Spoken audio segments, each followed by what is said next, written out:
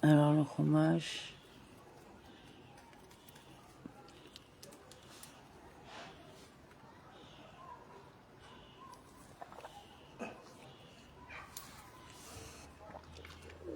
Alors vendredi 15 Tammuz, Balak, suite chapitre 23. Et Balak dit à Balaam, viens donc que je te conduise à une autre place, peut-être ce Dieu trouvera-t-il bon que de là tu me les maudisses. Que tu me les maudisses. Il ne s'agit pas ici d'un impératif contrairement à « et maudis-le-moi de là », verset 13, mais d'un futur. Peut-être lui plaira-t-il que tu me le maudisses de là. En français médiéval, maldiras. Et Balak emmena Balaam sur la cime de Péor qui domine la surface du désert. Au sommet du Péor, Balak, qui était devin, a prévenu qu'il serait un jour puni à cause de Péor, mais il ne savait pas comment. Il s'est dit, peut-être est-ce de là que s'abattra sur eux la malédiction. Il en est ainsi de tous les astrologues. Ils voient mais ne savent pas ce qu'ils voient.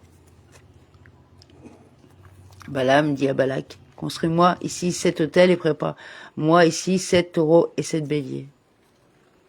Balak fit ce qu'avait dit Balaam et il offrit un taureau et un bélier sur chaque autel. Chapitre 24. Balaam, voyant que l'Éternel se plaisait à bénir Israël, n'eut plus recours comme précédemment à des opérations magiques, mais tourna son visage du côté du désert. Bilam vit qu'il était bon. Il s'est dit, il est inutile que j'interroge le Saint béni soit-il, car il ne voudra pas les maudire. Il n'alla pas comme une fois, comme il avait fait à 2 reprises, à la rencontre des présages. Il ne chercha pas à deviner si Hachem, comme il aurait voulu, se porterait à sa rencontre. Mais il s'est dit, qu'ils veuillent ou non les maudire, je rappellerai leurs péchés, et la malédiction tombera à rien qu'à l'évocation de leurs fautes. Il tourna sa face vers le désert, comme le rend le Targonogelos vers le veau que les enfants d'Israël avaient fait dans le désert. En y portant ses regards, Balaam vit Israël, dont les tribus s'y déployaient, l'esprit divin s'empara de lui. Bilam leva ses yeux. Il a voulu les faire pénétrer du mauvais œil, ce qui lui fait 3 défauts, mauvais œil, orgueil et cupidité, tels qu'ils ont été cités plus haut, Supra 22, 13 et 18. Résidant selon ses tribus, il a vu chaque tribu campant à part, sans se mélanger. Il a vu que les entrées de leur tente ne se faisaient pas face, de sorte que l'on ne pouvait pas voir chez son voisin. Baba Batra 60a. L'esprit de Elohim fut sur lui. Il prit sur lui ne pas les maudire. Il proféra son oracle en ces termes. Parole de Balaam, fils de Béor, parole de l'homme au clairvoyant regard. Fils Béno, de Béor, comme en une source, les ménos, d'eau. Télim 114.4, voir Supra 23.18. Selon un Midrash, ils étaient tous les deux plus éminents que leur père. Balak, son fils Béno, était Sippor. C'est-à-dire que son père était à considérer comme son fils du point de vue de la dignité royale. Quant à Bilam, il surpassait son père. Quant à la prophétie, il en valait le double. Midrash Tauma. À l'œil ouvert, Chétoum. Son œil avait été crevé et jeté au dehors de son orbite paraissait ouverte. Le mot Chétoum est employé dans la Mishnah, le temps qu'il faut pour percer. Yeshi Shtom. Fermer et sécher. Avodazara 5, 3 et 4. Avodazara 69.1. Nos maîtres ont enseigné, lorsqu'il a affirmé en disant, et le nombre de quarts d'Israël, Supra 23.10, que le Saint béni soit-il recense les accouplements d'Israël et puis la goutte de semence qui donnera naissance à un juste. Nida 31a. Il s'est dit, comment lui qui est saint et dont les serviteurs sont saints peut-il jeter son regard sur de telles choses? Voilà pourquoi l'œil de Bilam a été crevé. Nida 31a. Selon notre explication, l'expression à l'œil ouvert, comme la rend le Targonogelos, signifie à l'œil clairvoyant. Et de ce que le texte parle d'un œil et non de 2 yeux ouverts, nous déduisons qu'il était borgne. Sanhedrin 105a. De celui qui entend le verbe divin, qui perçoit la vision de Tout-Puissant et fléchit, mais son œil reste ouvert. Il tombe et les yeux sont découverts. Le sens littéral est celui proposé par le Targonogelos. Couché, il a des révélations, c'est-à-dire qu'il ne lui apparaît que la nuit, lorsqu'il est couché. Quant à l'explication midrashique, elle consiste à dire que lorsqu'il se révélait à lui, il n'avait pas la force de se tenir debout. Il tombait face à terre parce qu'il était incirconcis et trop méprisable pour être digne de recevoir ses révélations en étant debout devant lui. Targum Jonathan. Quelles sont belles tes tentes, ô Jacob, tes demeures, ô Israël. Comme sont bonnes tes tentes, Bien qu'il a vu que les entrées de leur tente ne se faisaient pas face, Baba Batra 60A. Tes résidences. La manière dont tu campes, comme le rend le Targonogelos, autre explication comme sont bonnes tes tentes, signifie comme sont bons la tente de Shiloh et le temple pendant leur existence, parce qu'on y présente des offrandes destinées à leur expiation. Bamidbar Rabba. Tes résidences. Mishkeno Teka. Même après leur destruction, car elles vous servent de gage. Mashkon. Et leurs ruines servent d'expiation pour les âmes. Comme il est écrit, Hachem a épuisé sa colère.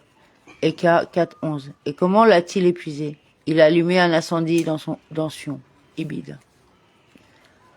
Elles se développent comme des vallées, comme des vergers, le long d'un fleuve. Dieu les a plantées comme des aloès, comme des cèdres au bord des eaux. Elles s'étendent comme des torrents. Elles s'étendront et se prolongeront de très loin. Nos maîtres ont enseigné que des bénédictions prononcées par ce dépravé, on peut déduire la malédiction qu'il aurait voulu prononcer lorsqu'il a tourné sa face vers le désert. Verset 1. Lorsqu'Hachem a changé ce que voulait dire sa bouche, il les a bénis suivant la malédiction qu'il aurait voulu prononcer, comme enseigné dans le traité Sanhedrin 105b. Comme des aloès, Ka'alim, comme le rend le Targonogelos, comme de myrte et aloès, Télim 45.9, a planté Hachem dans le jardin d'Éden. Autre explication comme des tentes, Kao Alima, que Hachem a planté, c'est-à-dire comme les cieux déployés à la manière d'une tente, a planté Nata Hachem. Le verbe Natar, planter, peut être employé pour des tentes, comme il est écrit, il plantera. Vayita, les tentes de son palais, Daniel 11.45. La sève ruisselle de ses branches et sa graine est abondamment arrosée, son roi est plus grand que Néagag, sa royauté est souveraine. De ses eaux, de ses seaux, de ses sources, a expliqué comme le fait le Targonogelos, un roi puissant sera issu de ses fils, et sa semence dans de grandes eaux. Expression de réussite, comme de la semence semée à la surface de l'eau. Son roi s'élèvera par rapport à Agag. Leur premier roi vaincra Agag, roi de Amalek, et son royaume sera élevé, celui de Jacob toujours plus haut, car succéderont à Shaoul, David et Shlomo. Quand Dieu le fit sortir d'Égypte, son élan fut celui de Réhem. Il dévore les peuples qu'il attaque, il brise leurs os, trempe ses flèches dans leur sang. Quel l'a fait sortir d'Égypte, qui leur a procuré cette grandeur-là.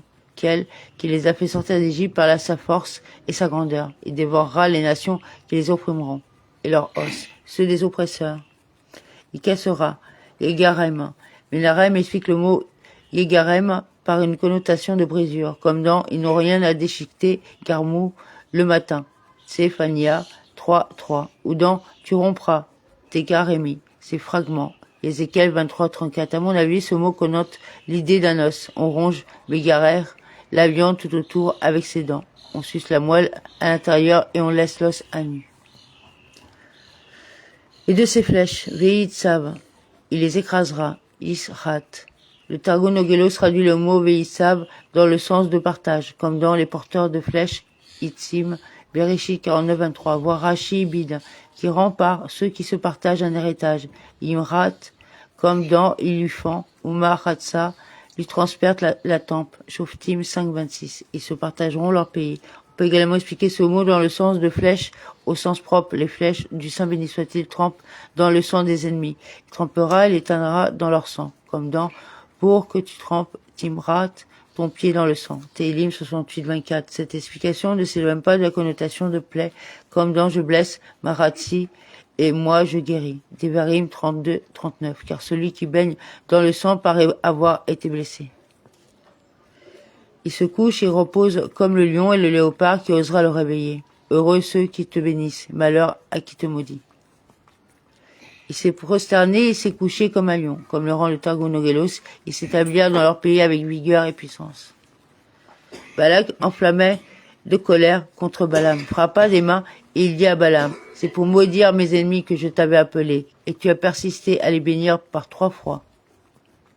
Il frappa et les battit l'une contre l'autre. Eh bien donc, fuis dans ton pays, je voulais te combler d'honneur, et voici que l'Éternel t'en a frustré. Balaam repartit à Balak. N'avais-je pas déjà au messager que tu m'avais envoyé répondu en ces termes? Quand Balak me donnerait de l'argent et de l'or plein son palais, Je ne saurais désobéir à la voix de l'Éternel, en agissant bien ou mal de mon chef. Ce que dira l'Éternel, je le dirai. Transgresser ce qui sort de la bouche de Hachem. Il ne dit plus Simon Elohim, comme il l'avait fait au début, Supra 22-18, car il savait qu'il était en mauvaise grâce auprès du Saint béni soit-il, et qu'il en était repoussé. Amen.